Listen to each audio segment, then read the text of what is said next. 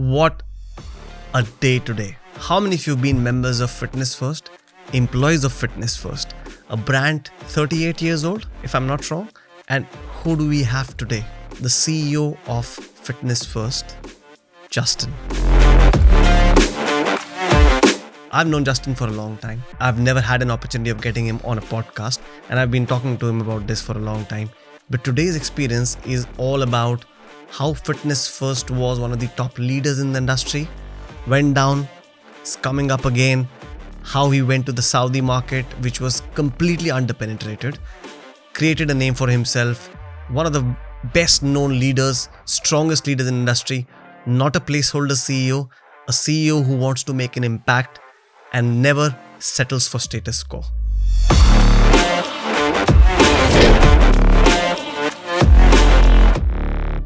Thanks for doing this, Justin. Really appreciate nice you traveling. Nice to be here, Samir. Thanks for having me. Thanks for traveling from Wigan for this. And, I think we've had a lot of conversations in the past, but this one's going to be a lot to do with what you've done in your career. Okay. And how you're called the turnaround specialist. Oh, really? Yeah. the guy who takes on things that nobody else would take on and then turns them around. So, you're notorious for that, for taking on things like that and then turning them around. So I think the idea of the podcast is for the listeners to look at stories of people who would relate to it in terms of how to use those skill sets for their career, for progressing their career. I think your career has been very diverse in terms of you run clubs in the UK, you run clubs in Saudi when everybody thought that if you go to Saudi, you get your fucking head chopped off. So, you went, I think this 2019, if I'm not wrong, when That's you right, went into Saudi. So you've done something that not too many people have done, and especially at a leadership level. You've always had trainers who went to Dubai, to Saudi to work, but at a leadership level, you went into a country which people didn't know too much about. You changed the way that brand was looked at by other people. Today, and I can say this, that because you started this in 2019, you went into that company and you made it where it is today. A lot of people still give you credit for that. When I was in Saudi recently for Beyond Active and Riyadh Active, and people still speak fondly about That's you. nice. How you've done, how you've shaped that. How you've shaped the face not only of Legium but also Saudi in a way, because you came in with some things, practices, professionalism that was that people had not seen in the past. Now, the reason I'm talking all about this past is just to set context. Yeah. That how do you get somebody from a country like the UK to travel to Saudi? What was it that you looked at? What was the challenge that, made you move your base from here, from an established place in Ballantines? You had just revived Ballantine. I remember there was a legal some shit at the ceiling, and you had sorted that out. You joined in, then you grew the brand, and then you moved on to Saudi. So you're in a very comfortable position when you left Ballantines. What made you do that? Good question. I really enjoyed the Ballantines 5 years that I was running the company. I had a great team behind me. And we transformed the company. It'd been underinvested for over 10 years. The equipment and everything, the gyms, the changing rooms, all looking pretty sorry. Me, Anthony, and the senior management team spent a lot of money fixing it up. And Duncan, as I think I described to you earlier, gave us the keys to his Ferrari. He met a new lady, gone off to Portugal, disappeared, and gave us the empowerment to get on and transform his business. And he just said to me, make sure I get my dividends every year. Yeah. And what is that? So was that the only MO? That was it. Yeah. It was. We had occasional board meetings, but he was I would probably describe it, he was distracted. He'd met his love of his life and later married. And we'd sort of got on and transformed the business, and we gave it a fresh look. We didn't use interior designers, we did ourselves. We spent a lot of money with Techno Gym. And the money came rolling in, there were a lot of members. We grew the business really handsomely. And we had a bit of a blast, all the general managers were having these awards evenings and giving away Rolex watches for the best general manager. And there was a fantastic buzz about that business. So when we got to 2019, Duncan arrived back and said, I don't want you to spend any more money. I said, well, the job's not finished. He said, well, I don't want you to spend any more money. And I said, okay, that's not really good for me. Yeah. I think we were talking earlier about two types of CEOs. There's those that sort of want to transform businesses and grow businesses, and those that are maintainers and keep the status quo. And that was not for me. Yeah, I call them the placeholder CEOs. Placeholders, yeah. So it was time to take a fresh look at something new. And I'd been approached by Lead Jam, and I'd had a couple of trips to Saudi to have a look at it. And what an enthralling place, very new. Going through colossal transformation. The Vision 2030 was great. If anyone could have a Vision 2030 in the UK, in terms of autocratic government telling you where the country's going, but no, we have a democracy, which is fine. But it's good and bad. I think I wrote about this recently. I think about 7 or 8 years back is the first time when I went to Saudi, and I came back and said, I think there is something. There's this. You can see this. You can feel there's some change. And I said, I was speaking at a forum. And I said, this is going to be fucking amazing. This is the place. And people said, actually in a public forum, one of the guys raised his hand and said, Samir, do you know, if you go to Saudi, you may not even come back. I said, what do you mean? He says, it's not safe. I said, that's just perception. Yeah. And the same is, we all look at countries in a very stereotypical way. We say, okay, this is Saudi, you put it in one bucket. This is Dubai, you put it in one bucket. It's not so. You need to look at every country is different. And I think somewhere Saudi's ability, when they have political will and if they want to do something, they can achieve it. I think in democracy, sometimes that becomes very fucking difficult. You really know which direction you want to go, but people will not let you go in that direction. You have to please a lot of people, before you take a decision. Now, if you were to translate this into being a CEO of a company, how do you manage expectations of board members?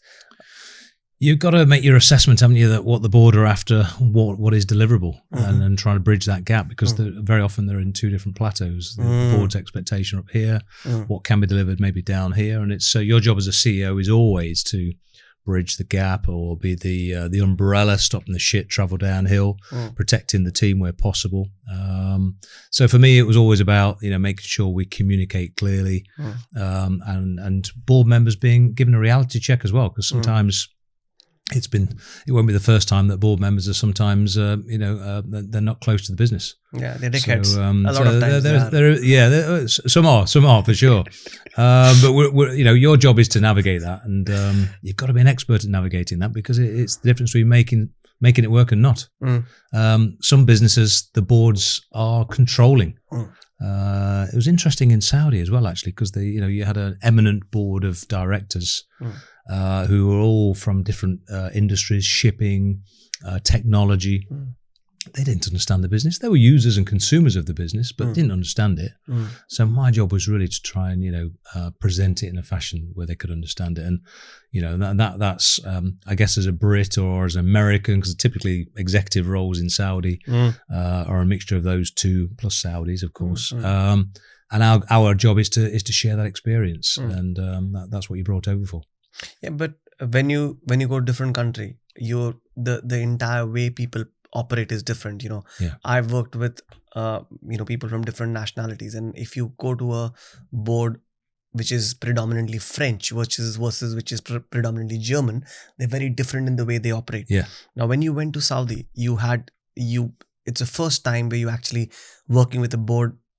How long did it take for you to understand how you would operate in an environment which is different, not only from a consumer expectation perspective, but even from a board expectation perspective? So you're looking at both ends of the spectrum.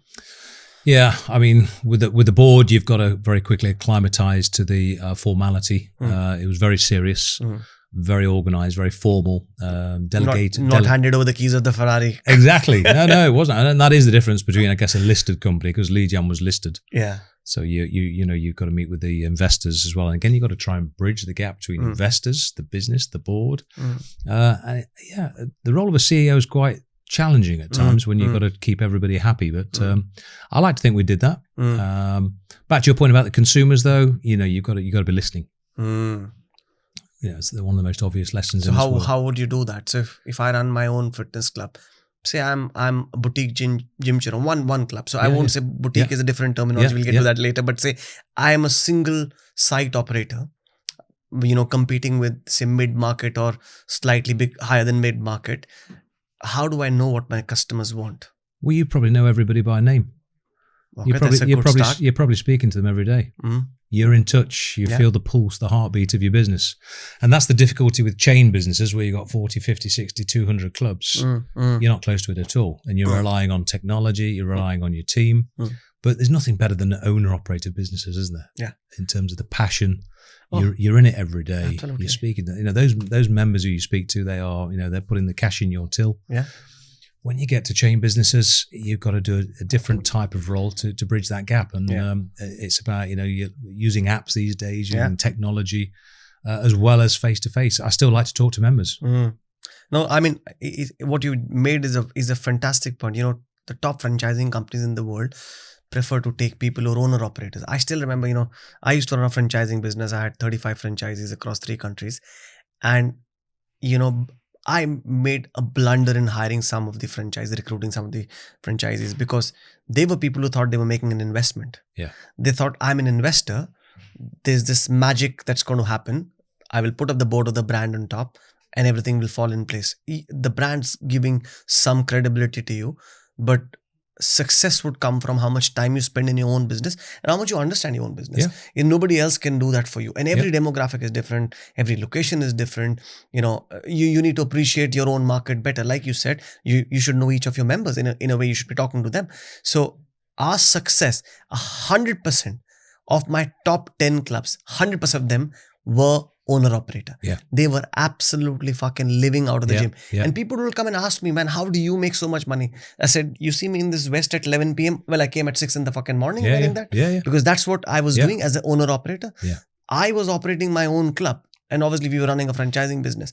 But it just is a black hole. It just sucks all the energy out of you. Because if you're doing that, if you're running a club, one club running on one single site, if you're not got your boots on ground, if you don't have your ear to the ground, you're going to fail.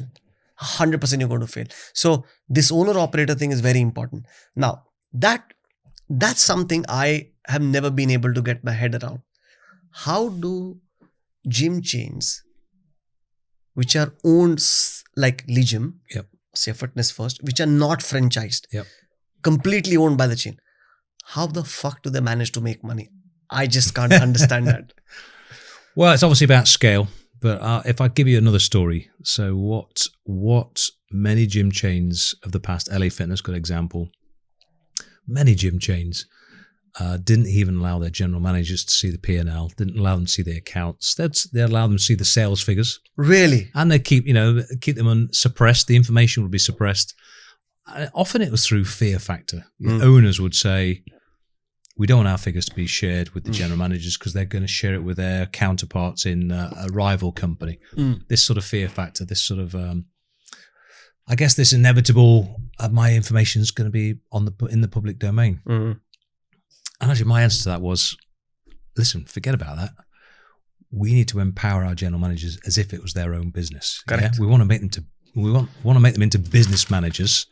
So these guys treat it, like you say, they're prepared to arrive at 6 in the morning and disappear at 11 at night if they're empowered and we make them feel like it's their business and have some sort of bonus and incentive for that based upon the bottom line. Yeah. So in both Bannatynes and now in Fitness First, and we did in Saudi as well, we started giving the information to the general managers, and wow, what an impact it makes. You see the passion, the dedication, the hours being put in. So that's the first myth I wanted to dispel, that we must involve our general managers, give them all the information. Admittedly, there's always some that don't make the grade. Obviously, understanding a P&L is not for everybody. You might have grown through the ranks as a personal trainer, and all of a sudden you're a general manager. So there's lots of over-promoted people. But by and large, most people have got the talent, and they flourish when you first of all make them accountable, and secondly when you incentivize them. Justin, Fitness First was a brand we all saw growing up as, I think when we were teenagers, Fitness was an old brand. It's been there for ages. What do you think went wrong with Fitness First from being the, I think the blue-eyed boy of the fitness industry to where they, in the last, I think 4 or 5 years, they've not been in a good place. What do you think led to that? Well, Fitness First is 32, 33 years old. Yeah, and that's it's old in our that's industry. old. It's a geriatric in the fitness industry, but it's also, I always think it's got the nostalgia of the original gym chain. And you asked the question, what went wrong? Let's just take the budget gyms arriving in 2008, charging 20 quid for very clean, brand new facilities.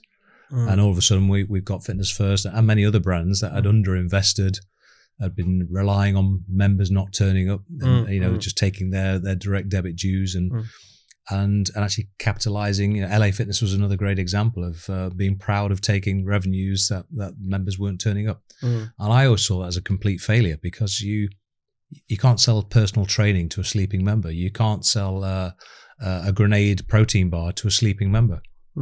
Zero secondary spend, zero reputational enhancement.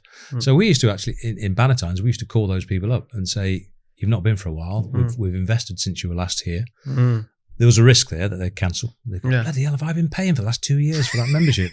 Fuck me. Yeah. And then they'd say, okay, but we'd say, well, we've come and have a look. You've not been for 2 years, but come and have a look at what we've done. Yeah. So when you've got a story to tell, it was easier to get people to come back and have a look. So we were trying to get that, typically 15, 10, 5% of members are sleepers. And that's for me, that's a real crying shame that we've got so many people that pay their dues but don't come. Is that your question? Yeah. And how did people react to when you call sleepers? Yeah. Right. So okay, Fitness First underinvested, relying a lot on the sleepers, getting the revenue. Let's say, man, it's doing well. Let's not fucking reinvent ourselves. As they say, don't try to change something that's not broken. So where do you want to take this ship, Fitness First, now? And how do you think you're going to do that? Well, my goal is to grow the business and almost bring it back to its former glory. I don't have any aspirations for 200 sites again. It's not realistic. But it's a strong brand. It's still one of the strongest brands within the M25. Imagine I'm from the industry, and when you said 28, that surprised me. Yeah. So people still feel it's one of the. I think from a brand perspective, Fitness First is still massive. It stands for something. It punches above its weight. The brand has still got a great reputation. It's gone, back to your original question, it goes through phases where it grows to a point, then it's underinvested, then it needs another massive injection, then it goes through change of ownership. And probably back to your question about, why has it ended up where it's ended up? It always comes back to private equity investment, where it's sort of raped and pillaged of its value. It's broken up. It was a global brand in Australia, in the Middle East, in Southeast Asia, in Germany, in the UK, Oak Tree Capital, and it was broken up. And ultimately, that's the prerogative of a private equity house. They're there to grow value for their shareholders. So we now got private ownership, and it's a great opportunity to try and get it back on the map. As I say, you walk into a room and you say Fitness First. Yeah, it brings a smile to people's face. 100%. And honestly, having been at various brands, I've not seen a brand with a community feel like this company. From top to bottom, it's a great the camaraderie with members is it's an experience. And even your staff loves the brand. Like I remember we had visited one of your sites in Solihull, I think, if I'm not wrong. And the manager's been there for I think 7 or 8 years. Yeah. And I said, man, he's been here for a long time. He says, there are people who've been there for fucking 20 years. So people love the brand. And even when I was speaking with him, he was so passionate. He was doing exactly what you said. Yeah. He did not refer to Fitness First as a third person. It was mine, me, me and we. Well, that's a success, isn't it? Just for him to feel it's his, that's exactly what we want. Yeah. And there are places where you would have people saying, the management, they're doing, there was a lot of sense of ownership. He says, and again, the feel of the community, saying that, for us, what's important is we connect very well with the community. Now, do you run this as a training program for your employees? How have you built this culture? The culture is something that has been there since day dot. It's always been a strong community business. So it's in the DNA of the company. Of course, it's going through changes of ownership, changes of management. But it's part of my culture as well, is to, really make the teams thrive, create the environment for them to thrive. get them enjoying what they do, and actually having fun with the members. And it's in our values to have fun, to have passion, to have enthusiasm.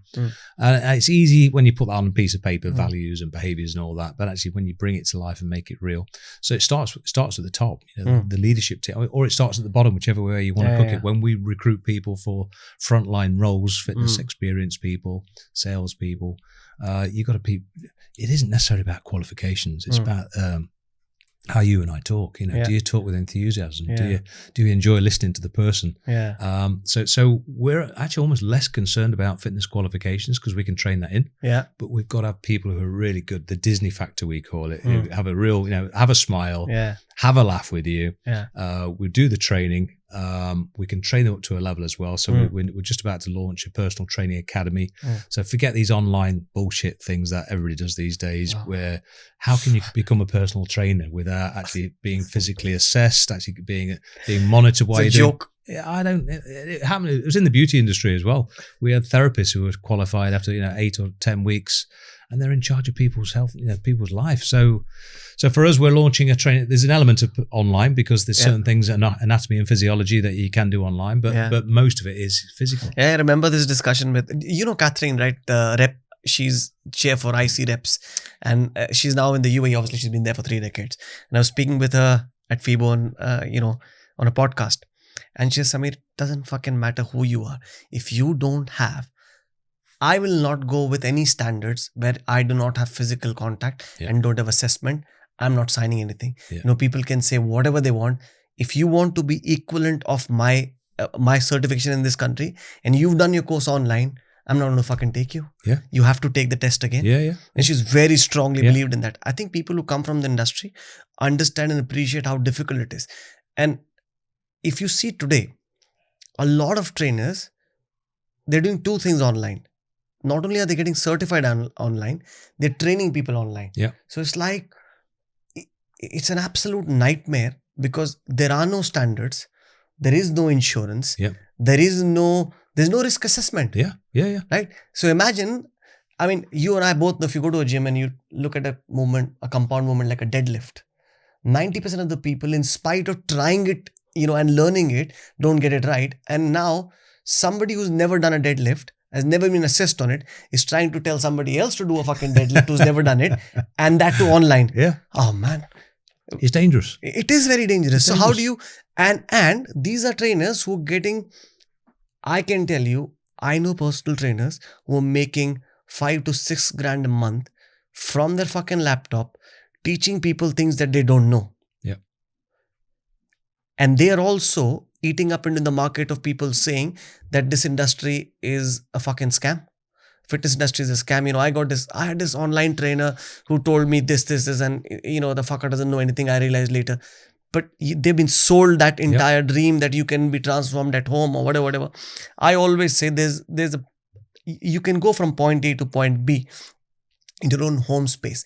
But eventually, the reason you will stick to fitness, very few people love the fitness aspect of fitness. We call ourselves, we're gym fanatics. We fucking love what we do, right? That's like our hobby. That's my, for some people, strength training is a pain. For me, that's what gets me going, right? Very few people like that. The others need to be a part of a community and feel that they are, that this is the place I want to go. And it's a lot of times it's about, who's your company? What kind of place am I going to? Do I feel good about it? Are people smiling? Those become more important than the fitness itself. It's getting the person into the gym that's more difficult than getting him to do what he needs to do in the gym. So I think that first aspect is about the culture, a bit of it. So personal trainers are also the building blocks of our industry, right? They are, and we, self-critical here, sort of whip myself on the back, is we don't do a good enough job. We do recruit great trainers. The audition process that our fitness management team adopt, I've seen it myself, it's extensive, and we are looking for the best of the best. But how well that we engage with the personal trainers after they've joined us, we can do a much better job. So, I'm just acknowledging that, and I made a podcast with our internal with our fitness manager, group fitness manager earlier this year, January, to make a pledge to our trainers that we're going to do a much better job, in terms of listening to them, in terms of making the environment right. Obviously, all new trainers coming in via those coming through the academy are going to be of a high caliber as well. So are they people who got a certification in the past, or do they get certified with you? At the moment, Your own academy. At the moment, they're all certified. Okay. So we bring people in who are already qualified. But going forward, I will bring somebody in who's got fantastic Disney skills, who says, I'd like to learn a qualification, and I'll absolutely take them on board. And over a period of time, we will get them qualified to, I think it's the American standard, NASM, which is like reps level 3.5. NASM is good, yeah. Level 3.5, 4. So it's a higher standard than most personal trainers. They're usually at level 3. So we're going for a higher caliber. And what's really important there is that we have those physical trainings, physical assessments, and not this online bullshit. Yeah. So that's really, really important to us. So what I'm saying there is we've got to do a much better job of engaging our PTs after they've joined us. I acknowledge that, and we're working on that. Trying to create that workshop, that communication.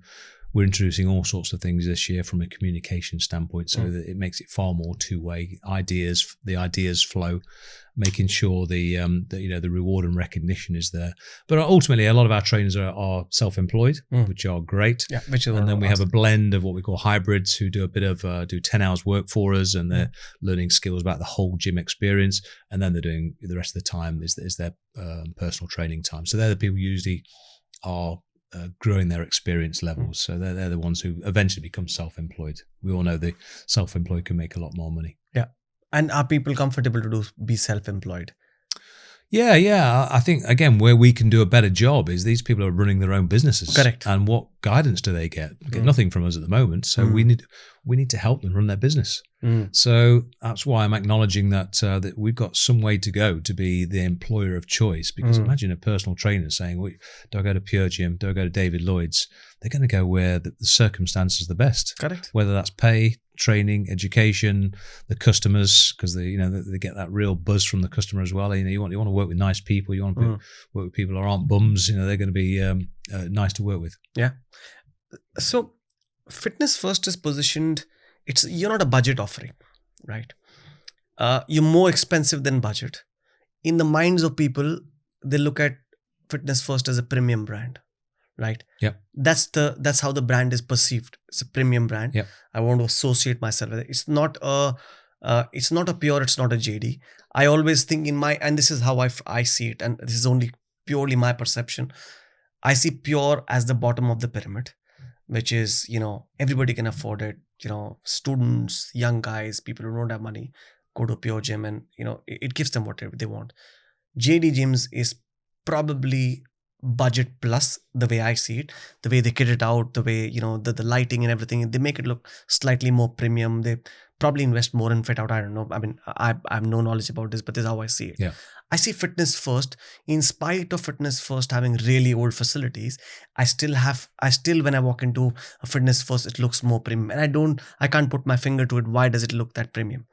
How do you manage to compete with, if I am not the age I am, and if I'm a teenager, or I'm just start going to the gym, how do you compete with budget gyms in terms of, if somebody can afford to pay for Fitness First, why should they pay for Fitness First, and why not a JD or a Pure Gym for that matter? I'll give you an analogy. So back in my early days, I worked for Center Parks, and my first village that I worked on all villages, but Center Parks had the original one was in Sherwood Forest, and when they built Elvedon Forest in Suffolk, and when they built Longleat Forest in Wiltshire, and when they acquired one in Cumbria, they all took precedence for all the capital. So the capital in Sherwood Forest was down and down and down. But we used to have, this is 20, 30 years ago, the measurement of customer satisfaction was intense. It's what made our world go round. And despite the oldest facilities, the villas were old, the swimming pool was old, things were a bit tatty. But you know what? The relationship between the staff and the guests was incredible. They got fabulous service.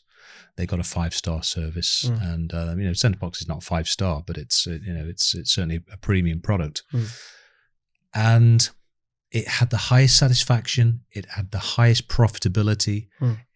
It ticked a lot of boxes despite, and back to your analogy, back to the point about fitness first, the relationship that you go there for an experience. And in this day and age, we talk about Gen Zs and millennials. How important is experience to Gen Zs and millennials? It's a lot. Very it's high. important. Yeah. So for me, that is the answer. Is despite we've got some sites that are awaiting new equipment, waiting a refresh. Not all sites. We've got some good equipped sites in great locations. Most of the sites had a nice facelift not too many years ago, so the changing room showers are all nice. But that's only part of the story. And back to why would you pay 60, 70, 80, up to £120 for membership for some of our clubs? It's because of the blend. It's the blend of location, great staff, good facilities, and that blend works. Now, we're not luxury. We're not third space. We're not a family club like David Lloyd. We're experts in fitness. We're not trying to. There's no mission creep. We're not trying to do food and beverage. We're not trying to do things that are outside of our comfort zone. If we want to do some relationships with IV drips, we bring in an IV drip company. If we want to do reformer Pilates, we bring in experts in reformer Pilates. So know your box is my message. Now, if I look at budget gyms today, right, you lost a lot of your club's fitness first to budgets, but you've taken some of the really nice clubs from budgets as well. Do you want to talk about that? Yeah, I mean, going back to 2008 onwards, is the budgets were hurting mid-market gyms. DW, LA Fitness, Bannatynes. There was pain. When we tried to list the Bannatyne Group business in 2016, we were able to demonstrate, sort of 8 years after the budgets, that the budgets were good for the industry. They were growing the marketplace. We went from 8% of the UK population with gym members in 2008 to where we are today, about 60. We've doubled the market. The 10.7 million gym members. And so the market's grown because of and actually those customers started coming back. They got a bit bored of the £30 gym membership, a little bit no experience, no staff, or it was just a very one-dimensional experience, but it was great. It was clean. It was, relatively modern equipment. And people got a bit bored of that. Also, people go through life cycles. When you're a student, you probably want to be a pure gym member. When you're in your early 30s, you've got your wife or your fiance, you're thinking about family, you're thinking about something more mid-market, you're thinking something more premium. You've got your kids, you then think of David Lloyd. The kids then leave the nest, you think, let's go with fitness first. So you go through life cycles where people join your business, exit your business for different needs. So we just need to make sure that what we provide is great for our relative market. But we've got 18 clubs in central London, and it seems to be dominated by Gen Z and millennials who are just wanting the best and wanting good things. So thankfully, we're able to really cement it with the experience with the people. How do you convert? Like, I remember we discussed about one of the sites you took over from Pure Gym, right? And Pure could not make the cut there for multiple reasons. And we spoke about the product being important. Yes.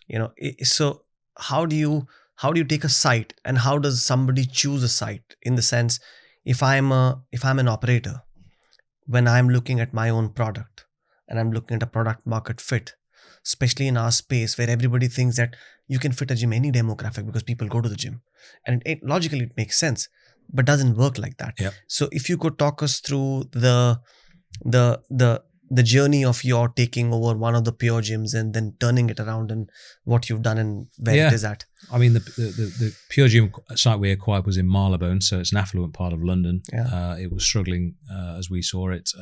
Why was it struggling? I mean, it's very. I can't believe that a site in that location was not doing well. I don't think people in affluent in Marylebone wanted a cheap gym. They want nice things. They eat in the best coffee shops. They're in Gales having the nice bakeries. Yeah. They don't want to tell their friends they're members of a particular gym chain, a budget gym chain. They want to be proud of where they're going. So for us, it was an obvious, and it was also, listen, I'm trying to premiumize this business. If you think, I think we're a blend of top end mid market gyms, and we got some premium gyms. We're a bit of a blend. So for me, this helps us to cement our premium sort of positioning. So Marylebone, great location. We went about it by saying, okay, we tied up some of the best designers. So we brought in a company called LXA. They'd already designed Scott Best's V Club on Berkeley Square, done a super job, beautiful luxury proposition. So we'd had a recent relationship with them. We brought them in and say, right, we need Fitness First 2.0, the next version. Yeah, to give us some ideas and inspiration. So we saw all the drawings. It all came back. Then it was my job to go and try and find the gym equipment. And, we're very familiar with Life Fitness, Techno Gym, all the usual ones, but I wanted it to be different. And so this was our first time to do a blank canvas. And I'd had experience of working with Watson in Saudi Arabia, in Core, where we were charging $30,000 for a year's membership. And we had Watson, which is a British company. We had Atlantis, American company. Stuff looks like it's going to last for 50 years. It's that good, So the Watson numbers are fucking crazy. Oh, it's the money shot, as they say, isn't it? You look down the chrome dumbbells with your brand on. It's the money shot. So that was one of the inspirations, is to get. And so when we were closing a site, we were losing a site actually in Tottenham Court Road, and we brought all the personal trainers, and so we're losing the site. We're getting a site in Marylebone. And we said, we decided on this brand for CV, this brand for strength. So we're bringing Watson in. And the guys went, oh my God, that's just the best thing we've ever heard. Yeah, they were really, really excited because, it's quite technical. It's great for personal training because it's a little bit more complicated for we call it the gym daunted. Yeah. It's either the gym confident or the gym daunted. And, for those people who aren't that familiar with gyms, it's a little bit scary. So the Watson gear is a little bit more technical. Yeah, it is. But it's great for personal trainers. So it's really old school.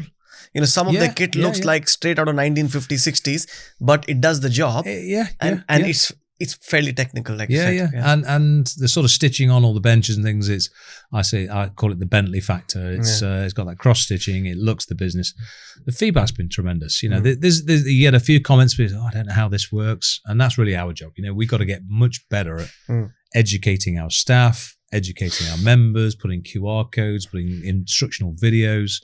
But ultimately, it's about presenting something fresh, something different. I was really keen to do that because you go to Everyone Active, you go to go to the GLLs, they've all got Life Fitness and Techno Gym these days.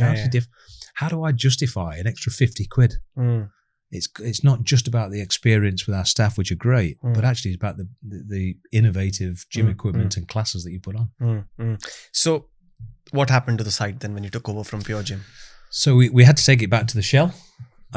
Which we did. It's an old LA Fitness site previously, so it had a swimming pool years ago, just down from Great Portland Street. So quite a small site. I'm trying to remember the site, 13,000 square feet, so not huge. And the swimming pool, which is sunk, was being used by Pure Gym as a strength area, so half racks and things like that. Yeah, standard. And we decided to make it the CV area. So we put the Techno Gym treadmills and some of our Life Fitness cross trainers and things into that. Changing rooms, we decided that we would add Brass Monkey cold plunge bath, the sauna. So we got the hot and cold with the recovery area. We did the Theragun booties, the Theraguns for people to use. We've got 3 stretch areas. Stretch areas are interesting, aren't they? Because they cost you next to nothing. Yeah. And people love them. Yeah, they look nice. It's the cheapest form of putting a smile on people's face. It's tremendous. That's what they got, the minimalistic approach. But stretching, so again, look back at Gen Zs and millennials these days. They're doing yoga, Pilates. They love stretching. And it's a great thing to do. We my generation, not yours, stretching is the last thing you think about. What do? You walk into the gym, you're straight onto the treadmill. There's no. I'm preaching bad practice here, but it's true. It's the kids of today are so much more knowledgeable than what we were, and they're so into their health and fitness. We're in the golden era. We've got to really ride this wave because we've got a cohort, a generation of people who are absolutely fanatical about health and well-being, eating good stuff, not being on the piss on a Friday night, actually being in the gym or doing something healthy on a Friday night. It's so refreshing. Yeah, and I see this. I recently, I go to this gym called Thrive in Rottenstall, and I was sitting in the sauna and talking to a guy, and the guy says, I think he was 19 years old, he's wearing a whoop and says, you know what, I've realized if I have a fucking drink, my recovery is in red. He says, he says, I've just stopped drinking. Now imagine you've got the impact of these small things that we're doing, the delta it'll have on the society overall. When I realize that, I look at my whoop and I say, dude, if I have two drinks, I'm going to be in red, I'm not going to drink. And uh, in one of the fitness events, I mean, usually fitness events are fucking big piss ups, that, and people have actually started Don't know what you're asking. talking about. Sorry, I'll have to censor this. Yeah, but I'm just saying, all events are completely, people are just drinking, and we're drinking till 2-3 in the morning. We recently at one event, and Jack Mullen, the guy founder of Member, and he says, boss, I'm not gonna fucking drink. And he's on Guinness Zeros, like 6, 7, 8 of them. He says, I'm fucking happy, because most of us are not drinking because we just love the drink, but it's also to do with the fact, when you're out socially, what do you do, man? I mean, I used to have 15 Diet Cokes in one night because I didn't want to drink. But now with these, your Guinness Zeros and, whatever zeros, people are happy to do that. Yeah. And I think it's to do with the fact that people have started realizing that alcohol has a huge impact on recovery.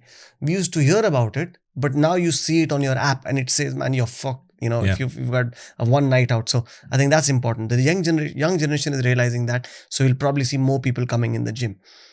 Now, from this, to take a cue from what you said about the young generation, I see a lot of young kids going to boutiques. Boutiques are a hit and miss in the UK. I was having a conversation with Kev Yates, when we were in Saudi. And he says, man, we can have this debate for a couple of hours. I said, you need to be on the podcast, to have that fucking discussion with me. But what's your take on boutiques? Well, nobody's ever quite replicated New York, have they? Yeah. London's had a good go at it, and it's now going through that life cycle of boom bust. I think there's quite a few failing. The strong ones are surviving, which is great to see. I think the boutique's been great because they're the guinea pigs. They're the innovators. So they've definitely got a part to play in growing and shaping the industry. But I also think businesses like ours are learning from the boutiques and starting to replicate and in certain instances innovate, whether it's doing different things in the spinning studio, whether it's doing the high rocks classes, sort of the CrossFit. The CrossFit gyms seem to be sort of now being replaced by high rocks. So I'm of the view that London's, you can see Third Space, you can see even Fitness First, you can see even the Anytime Fitnesses is doing very well in London, and I think it's at the expense of the boutiques these days. They're all coming back. They're all modifying their models. I think the new Anytime Fitness in Clapham Junction has got all, it's got so many new things, whether it's the Theraguns, whether it's the cold baths. So you see lots of innovation coming from the businesses that traditionally were quite stagnant. They provide a load of strength area, CV area, a studio, and that was it. The business now realizing if you just stay stagnant like that, you're going to die.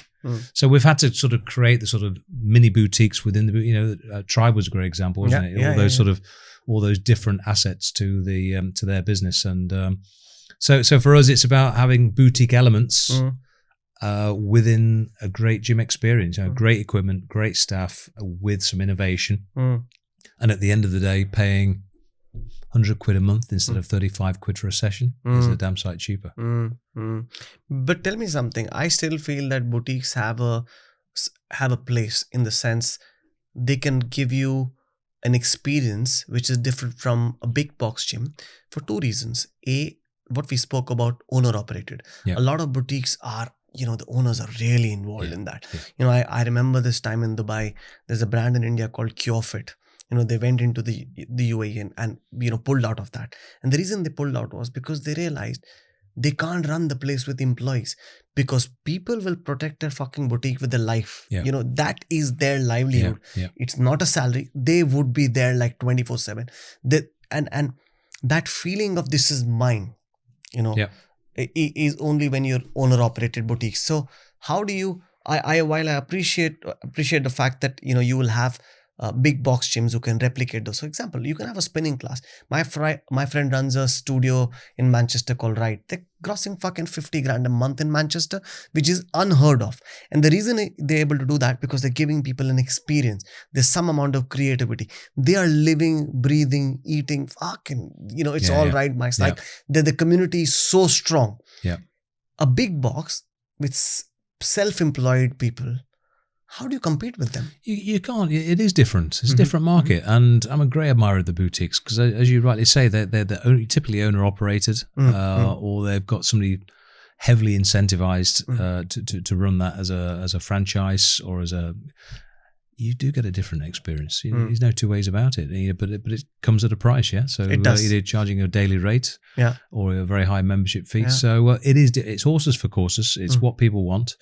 All I'm saying is that I'm a great admirer because these guys are innovating. They're doing a great job for the industry, and we learn from things like that. And so how do we bring things into the big box wherever we can that we can replicate?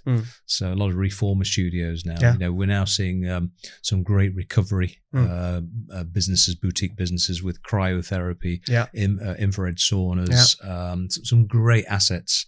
And we just watch, which ones are going to make it, which ones have got the longevity. I tend to find a lot of the boutiques have got to reinvent themselves after 5 years because, whatever the trends were 5 years ago, is reformer on its way out? Question. No, I don't think so. I think there's still there's a lot of headroom in reformer space. I still feel. Yeah. But London's sort of always 5 years ahead, isn't it? And has it reached the peak and it's starting, and now the rest of the UK is waking up and reformers blossoming. Yeah. Everywhere. Yeah. But, so London's always ahead. So watch that with interest. Yeah. I think London is about, and I've spoken about this in the past. London is probably 5 years behind New York. Yeah. The rest of the UK is 5 years behind London. So reformers are going to, in fact, recently we had this Pilates studio, called Victor Soul. I don't know if you've heard of them. Yes. Really good guys. They know, again, passionate about what they do, know what they're doing. And they're not trying to ride a wave. They actually love what they do. So I personally feel if you know your own niche, right?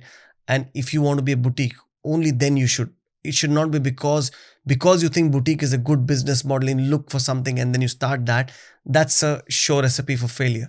If you have passion for something, like I was talking to Ollie Marchon, I think this is about 4 or 5 months back, and we spoke about this and said, people are now what they're doing is they want to just adopt Hyrox into the gym. They don't fucking love it. They don't like it. They just think that it is if it's going to solve a problem for me, that's all. So people look at Hyrox solving a problem that I'll have more people coming in and but you actually not bought into the concept of Hyrox. What you're thinking to yourself is, I don't know why fucking people pay this much money, but because they're paying it, I'll fucking put it up here. And that's the reason people are having Hyrox gyms. I don't think that's the right approach to take. Now, as a budget gym or as a premium, you've been everywhere. You've seen the market completely. The challenges budgets have. You run a premium gym chain. You've seen super luxury gym chains. You've been part of one of the most expensive gym memberships in the fucking world, and that was at Core. If I'm Core Life, yes, in Saudi, yeah. It's about $30,000 was the premium, was the top membership. Yeah. Fucking hell. Yeah. Now you've seen everything in between. You've got that experience. So how does that means there's a customer for everything. Yeah. Right. How do you identify what space you should get into? If I am a fitness, so say example, I'm a fitness trainer. I come to you, Justin. Boss, I need some suggestion from you. I really love fitness. I want to start a business in fitness. I've got some money with me. I'll take some money on lease. What should I be doing? Where do you think is the next big thing? Or, how do I go about this? If you were to coach me. Yeah, I think you've got to work out if you're a personal trainer, how experienced are you? I mean, let's take a case in point is Until. You heard of Until? Vishal? Yeah, I know. What a great model. It's a real estate play. He's renting space and, but he's created a premium product for personal trainers, to run their own business. Yeah. So he's done a great job, and what a great model that is, and that's expanding across London. So he's created a niche. It's a boutique, if you want to call it that. I call it a real estate play. We've done a beautiful job of it, and that's why for us we've got to make sure our proposition is compelling, and that's why we want to make sure all of our trainers are a high standard. Mm. And it's not the elite, because that sounds a bit poncy, but we want to have a very, very high standard and a place that people enjoy working. And let's say if we're coaching our trainers to be business people and to maximize their, and to support them, and that's what work in progress for us. But how do you advise people where they should go? That's the $1 million question. That's that's nobody's answered that one. It's people got to find their own place. And our mission is to make sure we raise the standard of training, by what we're doing through our academy, but also when we recruit people. Honestly, it's like going through an audition for an actor's job. They're in a studio doing X, Y, and Z all day long. We've got 3 or 4 observers watching these people conduct personal training. We're looking at the interaction. It is a performance. It's a relationship issue. So I don't know whether I've answered your question, but we just want to reposition our trainers from this level to this level. So going back to the challenge is, I feel we need to get more entrepreneurs in industry, right? We need more small independents to come in. That's the way we will increase the penetration of fitness. So small town, population of say 10,000 people needs to have 3 or 4 nice gyms, trainers who love what they do. What I want to understand is, if I am an independent, I'm a personal trainer, I've got 3-4 years of experience, I can't afford to put up a budget gym, I love what I do, what should I be doing? I think you've got to ride on the wave of public opinion, haven't you? The Reformer Pilates is a great example. Where I live is 80,000 population, and Reformer Pilates have just started popping up, and they're oversubscribed already. So you've got to listen to the market. You've got to listen to what's actually happening out in the space. So Reformer Pilates is an interesting one. We've talked about High Rocks. It's sort of the new CrossFit. But it's being done by everybody. It's being done by a local boutique. It's being done by Pure Gym. It's being done by Fitness First. But it's still hugely popular. So you've got to ride on the back of that one as well. But do you need a gym? Not necessarily. It could be your class program. Is it Les Mills, or is it something more curated? So there's some really interesting things out there in terms of class. You heard of things like Clubbercise. They turn the lights off. They have an luminous stick and they jump around for an hour. They burn off zillions of calories. Box 12, interesting. Yeah.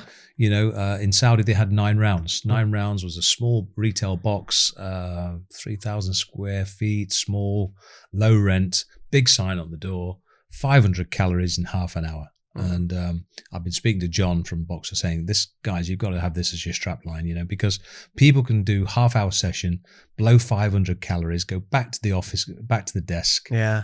They've still had time for some lunch. Yeah. They go there throughout the day, in the morning, after work, during the lunch hour.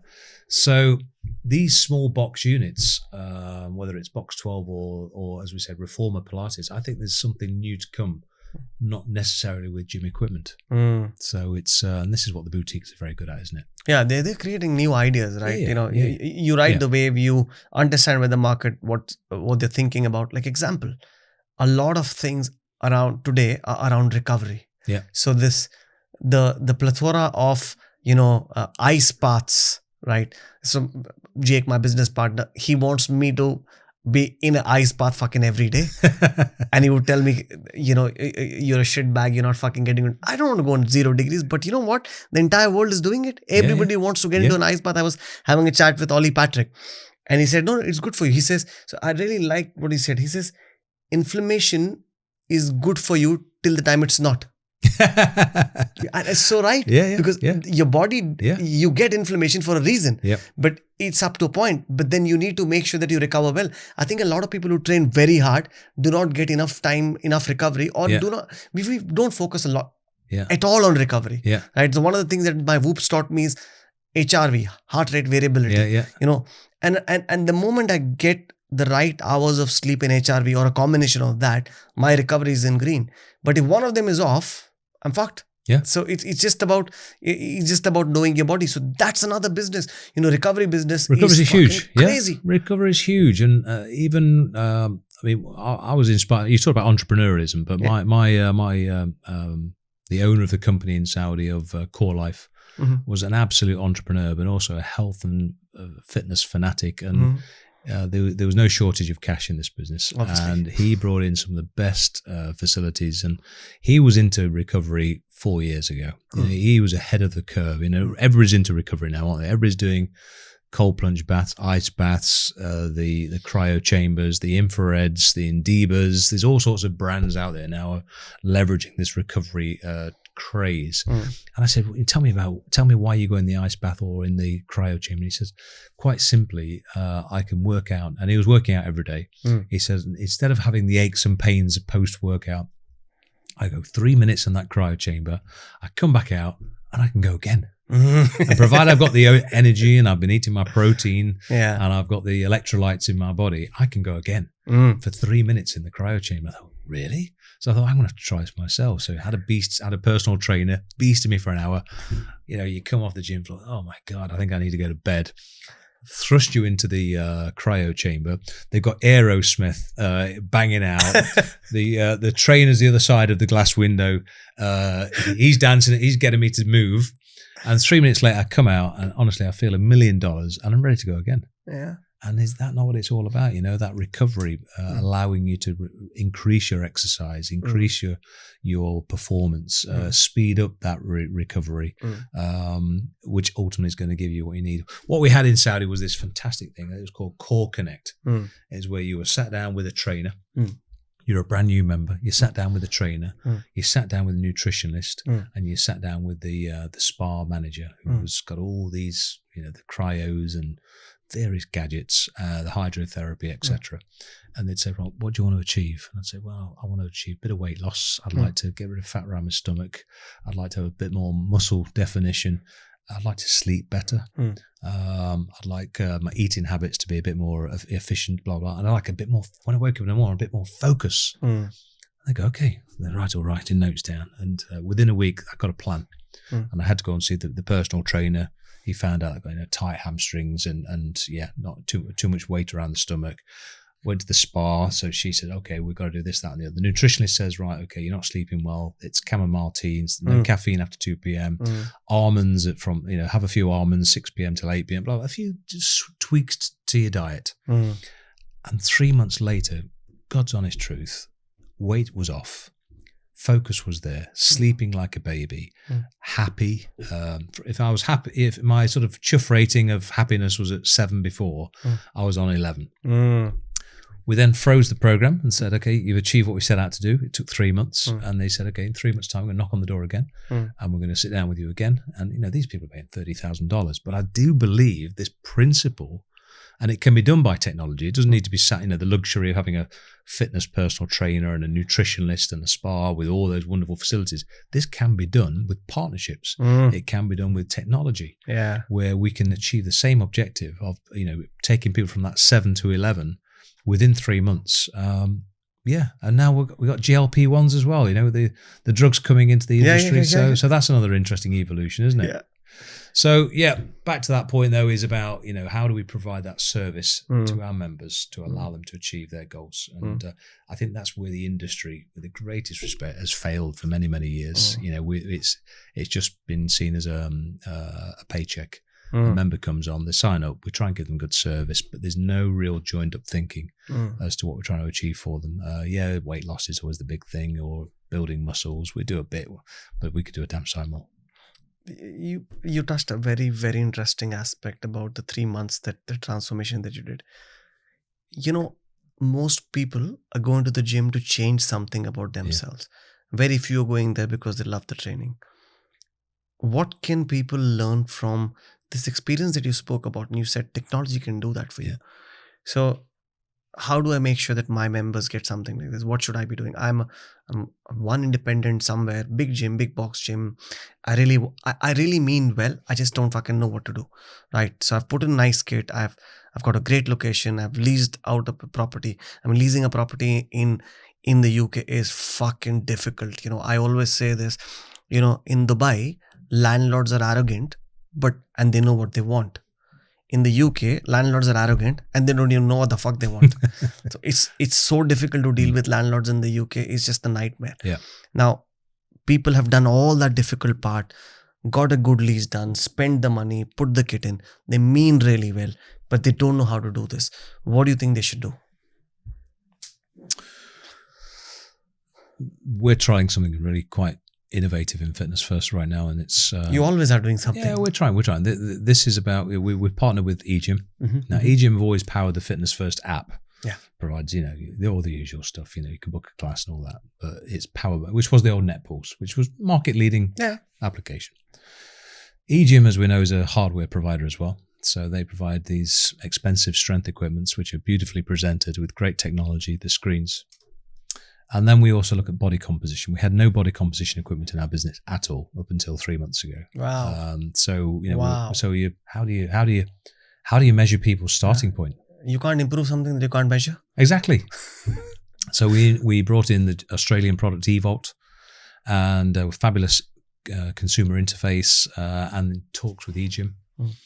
And then, so the journey for our members is to find, we've got a journey called ABLE. And we use ABLE. It's a marketing thing because you can put lots of words in front of ABLE, CAP for capable, and you know the story. Yeah. So we're using it as a marketing thing, but we call the area ABLE, and it's a journey. It's an experience.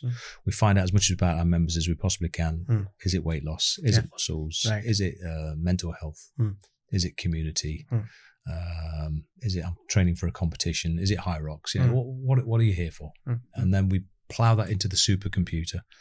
We put them on the body composition. We work out their bone density, their muscle mass, their fat analysis, etc.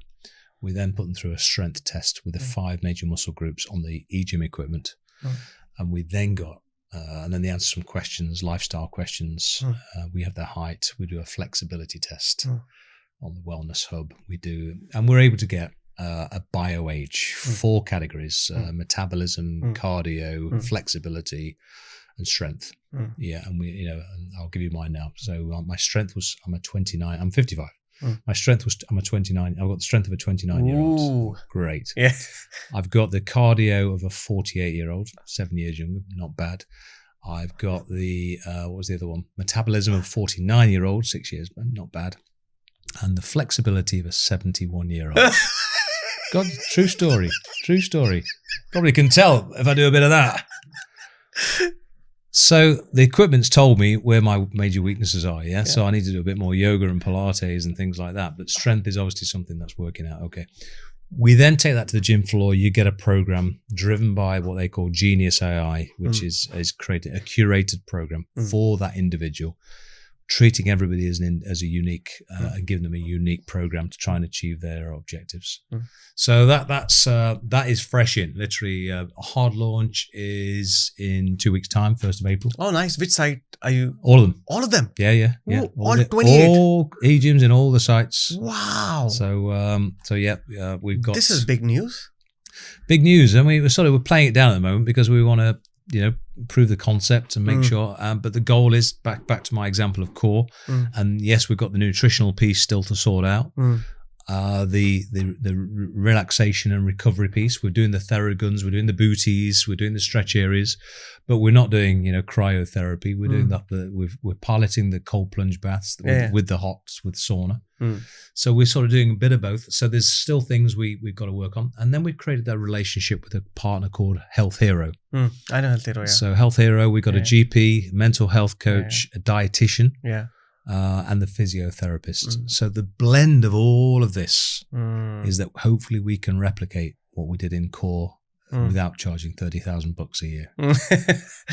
Yeah, so I think this is where your experience, because you've been in so many different markets, right? And a lot of times people don't want to move out of their comfort zone. When you went to Saudi, obviously it was a new country, completely new place, and you didn't know what you were getting yourself into. You said, okay, I'll try something new, and I don't know what you were thinking at that point of time. Were you thinking at all when you were going to Saudi? Because I'm sure people would have told you, why are you doing this? Why are you leaving Ballantines and going to? It's very easy. If you want the honest answer, you go there for the cash because the cash is good and it's tax free. But you're going there for the culture. You're going there for business that is infantile is the wrong word, but it's underdeveloped. When I arrived in Saudi, bodybuilding was huge. Correct. Bodybuilding was great. It was big in the UK in the 80s and 90s, wasn't it? So it's sort of 10, 20 years behind. But actually their pace of expansion of growing from bodybuilding to functional fitness to Mm. CrossFit Mm.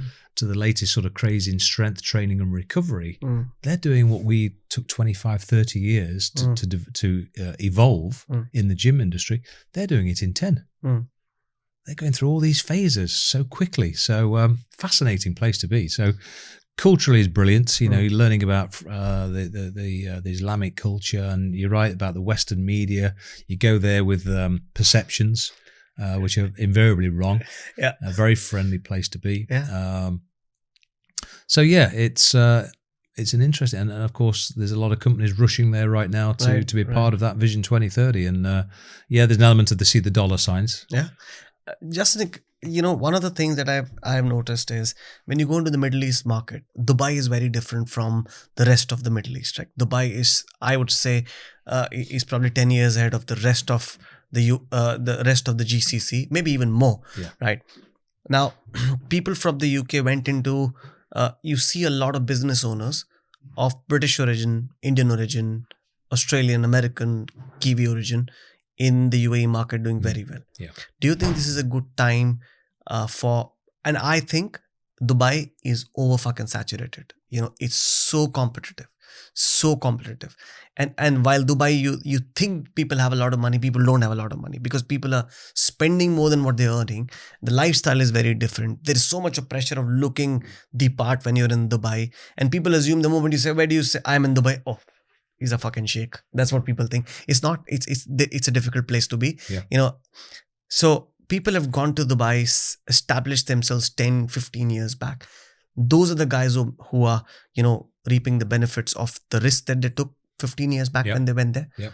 Do you think this is the time we will see in the next 3 to 4 years gyms from the UK, boutiques, small players rushing to Saudi and building their own business? Those are not employees, but building their own business like people have done in Dubai. Do you see that happening in the next decade or so? In Saudi? Yeah. Or Dubai? In Saudi. In Saudi. Well, we saw it with One Rebel, didn't we? They arrived literally a year after I arrived in Saudi in 2020, and I don't think it's there anymore. No, it's not there. So I think it's a difficult place to make, and you know, Orange Theory is still there. Yeah. They've survived. But it's a difficult place to thrive as a boutique. Why? I don't know. The market's very transient. Mm-hmm. So it wants to try new things. It's got, I mean, the population, you have to, I guess, take a look at the greater population of Saudi. I think 70% of the population are under 35 years of age. You've got a very, very young population, which means they want to try new things. They actually got, I saw a lot of people with short attention spans. So going to a gym and being a loyal member for 10 years was absolutely not the case study at all.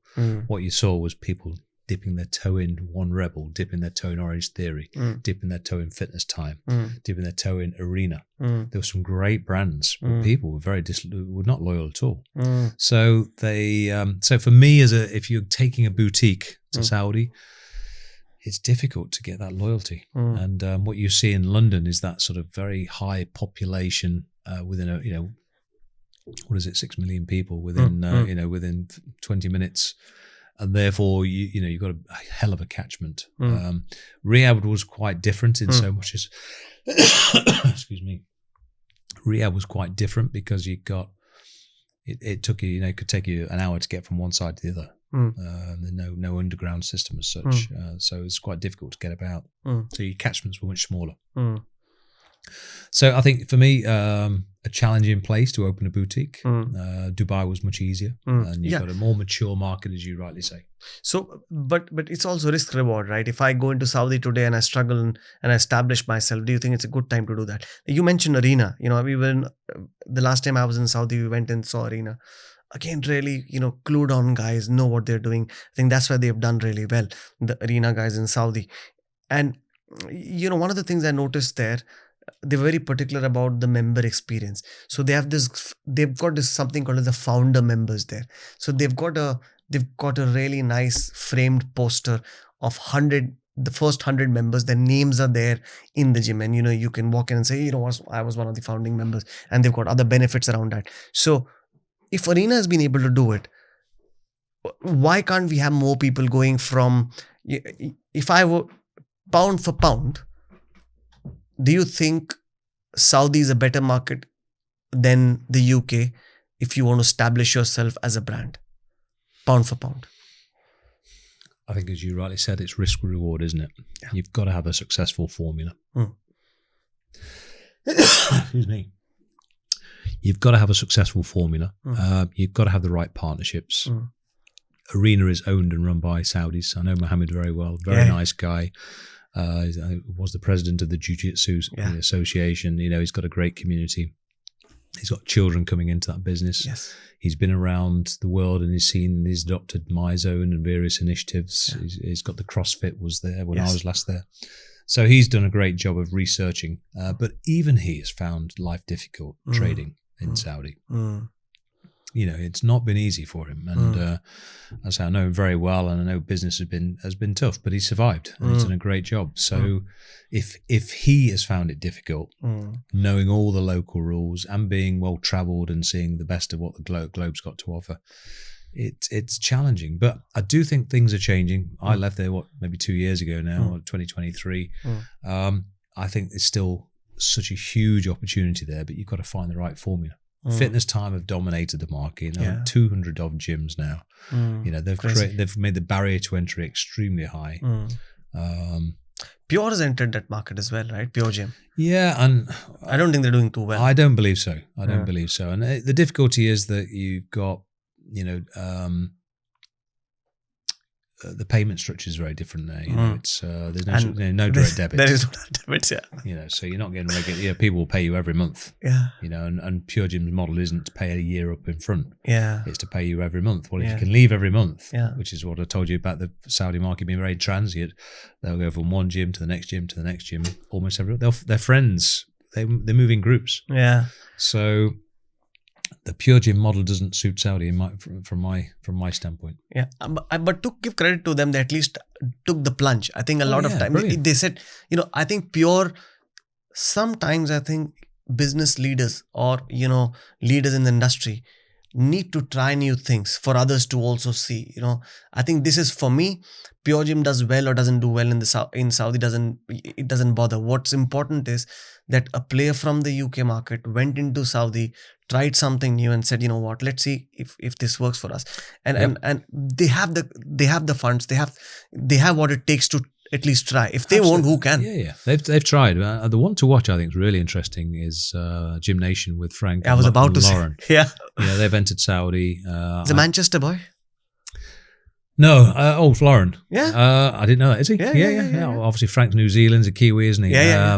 So I've not actually. I've spoken with Lauren, but not met him. But I met Frank and had a few nights out with Frank, and he said to me, "We're thinking about going to Saudi." I said, "Who are you partnering?" No, we're not partnering anybody. I said, "You're crazy." I said, I've not really heard that been done before. And he said, "No, we're going to do it ourselves." I thought, "Wow, brilliant, brave. Some might say stupid." You have to have fucking balls of steel to do this. Balls of steel, and they've made it. They're there, and I don't know how. I think they're doing well because they're expanding quite rapidly. Yeah, I think that is a great ballsy move. Yeah, I think they're planning to do quite a few clubs. We in fact met them in Saudi, and I think again, you can't believe that, you know, when you speak with people that the employees of the company, they just feel that, oh man, this is the fucking place. We are going places. We are doing this. Yeah. Our brand is, you know, massive. We stand for something. Yeah. We are differentiated. We made a mark for ourselves in Dubai. We're going to fucking make it big here. They are going with that mindset that, you know, we've already made it. Yeah. And they don't have anything right now there. But when you speak with them, you can feel that they believe that they will do it. I think that belief is very, very important. Those guys are entrepreneurs, they're great entrepreneurs, and they've done a fabulous job in Dubai. But now they're moving that model into Saudi. They're certainly more aware of the pitfalls and the rewards of Saudi because they're based in Dubai. You know, it's easier to research it from the, and there are similarities and there are some big differences. And they've done their research, they've done their homework. Yeah, they've worked it out. Yeah, I think they've spent substantial amount of time in the GCC market. You know, while we know that they're going now in the market, I think they've been going in and out of the market to study what's happening, and so. It's not that one fine morning they've woken up and they've said, you know, we're going to go to Saudi. I think they've deliberated on this for quite some time, and they've said, you know what, like exactly what you said, there is a fucking risk. You know, it's not an easy market, But you know what? Because it's not an easy market, not too many people are trying to be here. We can. If you look at it, actually, Saudi is a very underpenetrated market. It's not, considering that the age is 35, average age is under 35. Is very underpenetrated. It's not like a 15-16% like the UK. Your chances of failing in the UK are higher than they are in the Saudi, barring the fact that obviously it's culturally different, and Yeah. you know that dealing with the authorities and all those things, a different culture. Yeah. Barring that, I think from a number standpoint, there is an opportunity in the Saudi market. Yeah. I don't know if it's there for boutiques or not, but I think there is a definitely a market for big box gyms, because when we were in Saudi, there are only 2 or 3 brands that you see. Either it's fit, I think it's Fitness Time is one. Then you see Body Masters. Yeah, Body Masters. Yeah. There's another club.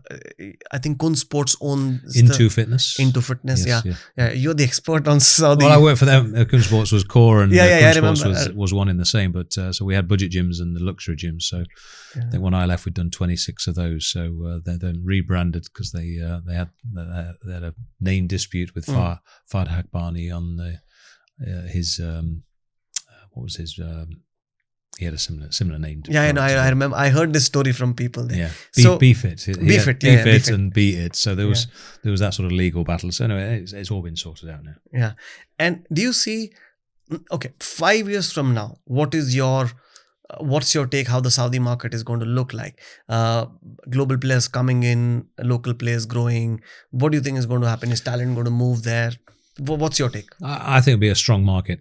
I think we've got the World Cup going there in 2032. We've got the Vision 2030. We've got Neom. We've got the Red Sea development. We've got Allure. There are so many world-class projects there. I do have concerns in terms of that sort of infrastructure and sometimes building quality. Again, big contrast for me from Dubai to Saudi in terms of how projects are executed and delivered. But I think we'll get over that. Saudi will achieve that quality in the long run. But what a fantastic vision! It's so we could do with it something like that here. As I said at the beginning, we could do with our own vision for the UK, because it's very inspiring. Yeah, it's easier to implement when you've got an autocratic leader, which is rather than the democracy. But I think with all those world-class projects and the World Cup, etc., you're going to see an explosion of great projects. And I think it's where it almost feels like the epicenter of innovation right now, doesn't it? You can see that it's a honeypot. Yeah. Got all these events beyond active. Ross has gone there with his team. Yeah. You've got even British companies like Serviceport going to do the maintenance for gym equipment. So everybody's flocking there. Yeah. Box 12 boys are there as well with Lee Jam. So it's an exciting place to be. It's watch this space. There'll be challenges, of course, but Scott and I, Scott's our owner of Fitness First. We went to Dubai last year to look at what was going off there, and I'd sort of sold it into him that there's products like WellFit, Fitness First Middle East, warehouse gyms. That's some great innovations and products. So it's a very inspiring place to be. The hotels have all got their wellness concepts coming through. We stayed in a place called Zero, which was a health and well-being hotel. You've got a yoga facility within all the bedrooms. Your mattresses were temperature controlled. The curtains opened half an hour before your alarm clock went off. Slowly opened. There's something about your mind when the alarm clock goes off, it sort of jolts the brain. And they were saying if the light's gradually coming into the room, your brain's starting to wake up slowly. Then when the alarm goes off, no major problem. Your brain's already half awake. Yeah, great concepts. Might be barking mad, but they sounded good. But great facilities, all the recovery facilities, the cryos again. So. Yeah, watch the GCC. It's we've had the States. The States have had their thing. There's still some great products in the States, and I love the attitude of the Southeast Asia. We did the Beyond Active or the Fit Summit in Bangkok a couple of years ago. Those guys were hit the hardest with COVID. They didn't even come out of it till a year after everybody else. And just the positive mindset of that region was brilliant. What a great conference to go to, meeting people that have had 2 or 3 years of suffering. A lot of businesses have gone to the wall. They've just hung on with their fingernails and survived by real, very, very close shave from going under. Yeah. And then coming to these conferences and being positive and upbeat. You think, God, we'll be we'd be in the doldrums, wouldn't we? We'd come to the comment, oh, I'm barely alive, with businesses on its arse, But no, these people are so positive. So I think that's another area to watch, is what happens in that region. Amazing. Thank you, Justin. Thanks for doing this. Really, on this note, I know I would want to ask you another question, but on this note, I'll have to end this, because this is just, what you've spoken about is so important. People's mindset is what drives their life. It's not where you are, it's how you think you're going to be in life going forward. That's important. Absolutely. It's been a pleasure, and great talking to you. Thanks, Justin. Thanks. Oh, this was amazing.